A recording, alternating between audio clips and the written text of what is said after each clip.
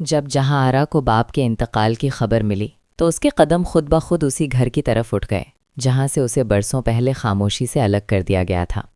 घर के अंदर कदम रखते ही उसे यूं लगा जैसे वक्त वहीं ठहर गया हो। दीवारें गवाह थीं मगर बोल नहीं सकती थीं। वो अभी बाप के कमरे की सिमत बढ़ी ही थी कि उसके भाई की सख्त आवाज़ उसके कानों में गूंजी। उसकी आंखों में न दुख था न शर्मिंदगी, बस एक पुरानी जिद थी जो आज भी जिंदा थी। उसने जहां आरा को ये कहकर रोक लिया कि जिसने घर छोड़ दिया हो वो अब यहाँ के दुख में शरीक होने का हक भी खो देता है। जहां आरा ने मिन्नत की, हाथ फैलाए, मगर जवाब में सिर्फ तज़लीक और धक्के मिले, जैसे बाप की मैयत से ज़्यादा कीमती अना हो।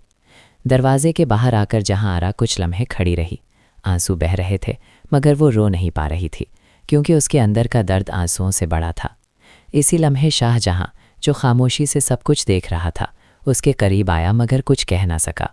उसने पहली बार महसूस किया कि बाज़ रिश्ते खून से नहीं बल्कि ज़र्फ़ से पहचाने जाते हैं। जहां आरा ने पलटकर उस घर को देखा भी नहीं, जैसे उसने खुद को इस दुख से काट लिया हो। कुछ देर बाद शाहजहां ने उसे फ़ोन किया। आवाज़ में हिचकिचाहट थी मगर नीयत साफ।